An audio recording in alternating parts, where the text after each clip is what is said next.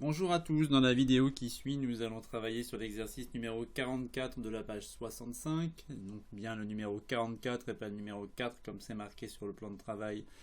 Merci Enzo pour ta vigilance. Et dans cet exercice, nous allons proposer des calculs avec des fractions. L'objectif de cet exercice, c'est de voir comment dans un même calcul, on va pouvoir proposer plusieurs opérations et donc être très vigilant à ce qui va nous intéresser aujourd'hui, c'est-à-dire les priorités de calcul.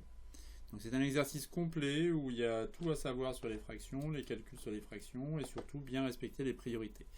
Donc je vais faire ces opérations avec vous, c'est-à-dire que je vais les proposer, vous aurez le temps de noter vous les étapes de calcul et de voir au fur et à mesure comment on doit faire ce travail. Alors, on rappelle avant tout les priorités de calcul dans un enchaînement d'opérations. Dans un premier temps, les calculs entre parenthèses sont toujours prioritaires. Puis ensuite viennent les multiplications et les divisions. Et enfin les additions et les soustractions. Ici, on n'avait pas de puissance. Les puissances, je vous rappelle, elles sont elles aussi prioritaires par rapport aux multiplications et aux divisions. Alors, premier calcul qu'on vous propose, 4 cinquièmes plus 3 cinquièmes multiplié par 1 demi. L'opération prioritaire ici, c'est la multiplication. Et donc, on rappelle le principe de la multiplication qui consiste à multiplier les numérateurs entre eux, les dénominateurs entre eux. Donc ça veut dire que le premier nombre ici, lui, on ne va pas y toucher. En revanche, on va effectuer la multiplication sur les deux fractions qui suivent. Je vous laisse proposer votre réponse. Et donc, on doit réécrire ici le 4 cinquième et effectuer l'opération sur la multiplication ici, qui consiste à multiplier le numérateur avec le numérateur avec le numérateur, le dénominateur avec le dénominateur. Une fois qu'on a fait ça, eh bien, il suffit de calculer. Donc on obtient 4 cinquièmes plus 3 dixièmes. Arrivé ici, il n'y a plus de multiplication. L'opération prioritaire, la seule qui nous reste ici, c'est l'addition. Et là, on se souvient que pour additionner des fractions, il faut les mettre au même dénominateur. Donc là, on a un souci, puisqu'on a un dénominateur de 10, un dénominateur de 5. Bon, pas très compliqué ici. Je vous laisse chercher comment faire pour passer d'un dénominateur de 5 à un dénominateur de 10. Il va suffire de multiplier le numérateur et le dénominateur de la première fraction par 2. Et ici, on obtient 8 dixièmes plus 3 dixièmes.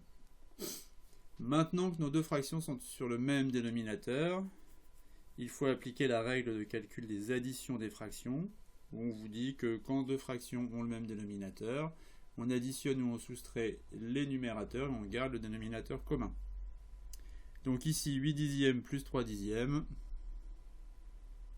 nous donne un résultat de 8 plus 3, 11 sur 10. Est-ce que cette fraction peut être simplifiée?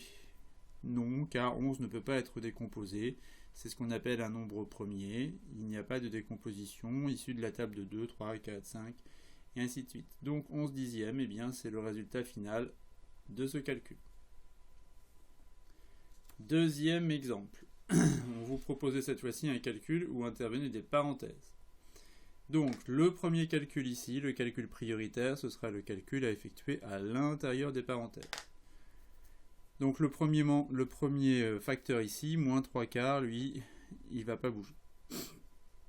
Et maintenant, eh bien, il faut se souvenir comment on fait pour soustraire des fractions. Alors, ça rejoint exactement ce qu'on a fait tout à l'heure. Pour soustraire des fractions, il faut qu'elles soient écrites au même dénominateur. Donc, comment passer de 1 cinquième à un dénominateur égal à 10? Eh bien, il faudra multiplier ici par 2 au numérateur et au dénominateur.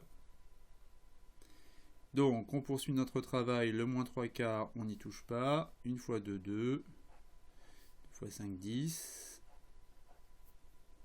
Et puis on obtient ici toujours notre calcul entre parenthèses. On n'a pas fini notre opération principale qui se trouve toujours à l'intérieur de la parenthèse ici. Donc le moins 3 quarts ne change pas.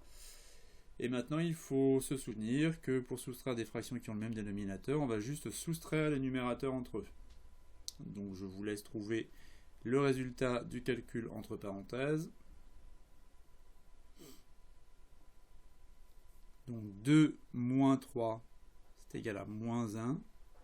Et donc moins 1 dixième ici.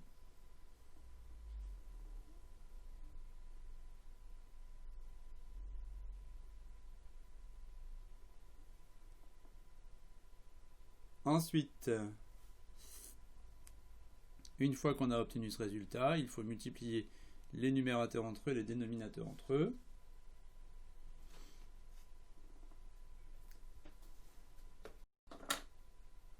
Et donc,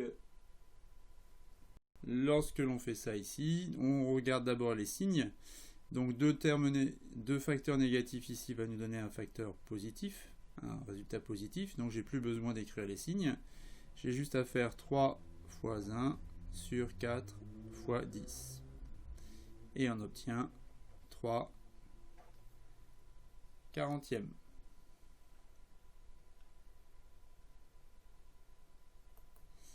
Et enfin, dernier calcul qui vous est proposé avec cette fois-ci une division.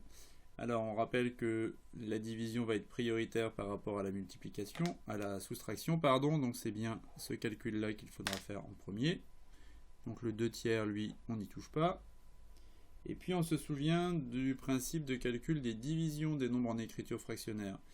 On a dit que pour pouvoir diviser, il fallait multiplier, mais multiplié par l'inverse du nombre. Or, l'inverse de 5 huitièmes, c'est 8 cinquièmes.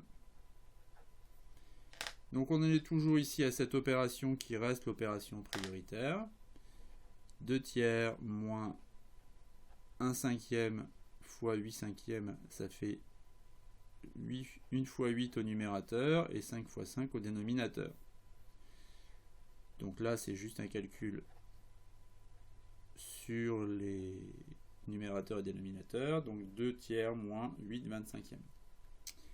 Maintenant, on se retrouve ici à faire notre soustraction sur des fractions qui n'ont pas le même dénominateur. Puis là, c'est des dénominateurs qui sont bien embêtants, puisque 25 n'est pas un multiple de 3. Donc on ne va pas pouvoir faire ça. Donc là, la seule solution dans ces cas-là, qu'on a déjà rencontré, ça va être de multiplier ce dénominateur-là par celui-là, et inversement, celui-ci par celui-là.